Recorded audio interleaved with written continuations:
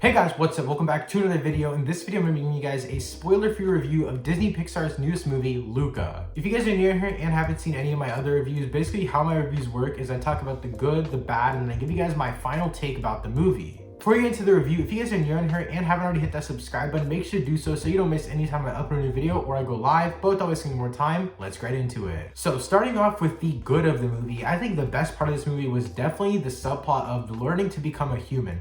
This mostly took place in the first and second act before the actual peak of the film, which was the big Pixar turn, which I'll talk about later in this video, and it was awesome. But this learning to be a human subplot really made me love the movie as a whole because it created a great setup for what was to come in the movie. Also, the underwater world building is super small. It's very short. It's nothing too large scaled, but I really do like it. I think it was enough world building to help us understand the world around Luca. But one of my biggest gripes, and I'll talk about this more later in the video, is that we have no real purpose for Luca underwater, and that kind of goes into the world building. But other than that one specific thing, I think the way they set up Luca's family, I think the way that they set up all of the surrounding pieces around Luca, not just underwater, but above water too, just everything surrounding Luca is so well built up, whether it's a family connection or a friend connection that he meets. I think it's all super well done. Now, I wouldn't necessarily call this next thing a subplot, but just the whole friendship aspect of this movie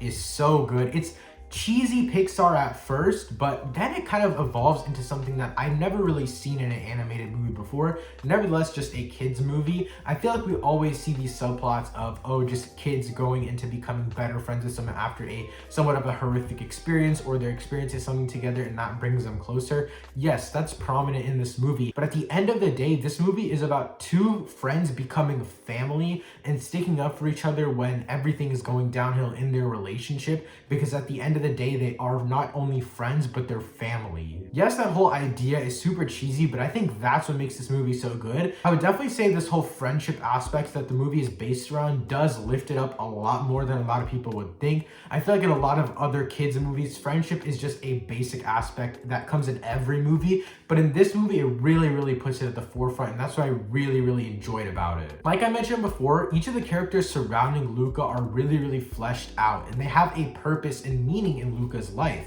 But I think one thing special about this movie is that they all have a specific purpose to not only Luca, but also the viewer. They all are fleshed out as much as they need to be. There's no character that's too underdeveloped or too overdeveloped. Each character, in my opinion, has the perfect amount of screen time. For example, the girl, her dad, she has a great relationship with one of Luca's friends. And I think that that character, the girl's dad, has the perfect amount of screen time. In the beginning, he's super scary, but towards the end, he starts to get more friendly. And you feel like you actually get to know him more because of not only the limited screen time, but the connections that he has with other characters. Like I mentioned before, the twist of this movie is actually pretty good. I would definitely say a lot of Pixar twists are super predictable. This one was predictable to a certain extent. Like, I feel like I knew the certain gist of what the twist was gonna be, but I didn't expect it to be as phenomenal as it was in this movie. It was so grand, and it felt even more grand given the situation that the characters were put in. On top of all of this, there was not only one, not two, but three pretty big twists. I would say there's two massive ones, but the third one is still there, and it's still very prominent. And I'm not gonna lie, I did cry in this movie. It wasn't like a super sad cry, it was more of a joyous tear, and that's what I love about this movie. It's so wholesome and so wholehearted that it just really made me smile and laugh the entire time, and it didn't feel like it was forced at all. The writing is another thing that is just on a whole nother level. It didn't feel like it was forced comedy like a lot of these other animated movies nowadays. It felt like it was actually smooth sailing, everything led into one another. And on that note, I think the pacing was also really good in this movie. There were a few slow spots after the first twist that really slowed down the movie, but after that, it was all full force going uphill from there. And then the downhill, it wasn't necessarily a bad downhill. Everything was just spiraling, and all of this stuff, one action led to another and another, and it just didn't stop. It was so well done, and I definitely think that the pacing of this movie is what made it so great for me at the end of the day. Not to mention, this movie is visually stunning, just as all Pixar movies. It definitely didn't disappoint. It had a mixture of like cartoony animation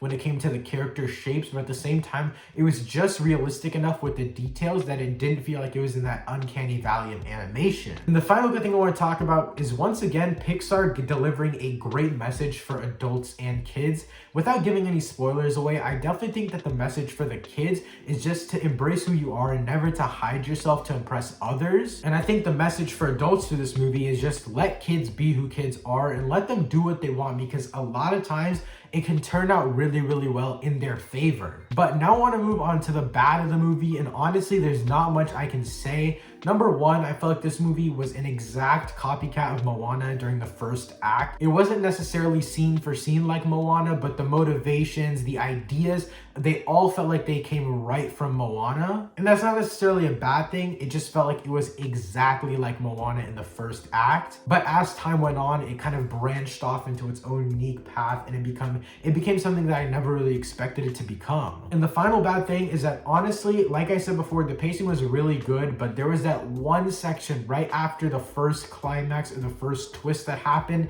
and that really, really messed with me and messed with the pacing a lot. After that first twist, it didn't really go off of that hype or that emotion. It really just dwindled down until the middle of the third act. Overall, it wasn't too big of an issue, but I still wanted to mention it since there wasn't too many other things I mentioned about the bad. Overall, I'd probably give Disney Pixar's Luca an 8 out of 10. If you guys have already seen Pixar's newest movie, Luca, let me know your thoughts in the comments down below. Also, sorry about the new background switch. I'm not home right now, as you guys can tell, but nevertheless, I hope you guys enjoyed the video. If you guys are new in here, again, make sure to hit the subscribe button and turn notifications on so you don't miss any time I upload a new video or I go live. Thank you so much for watching. I'll see you next time. Peace.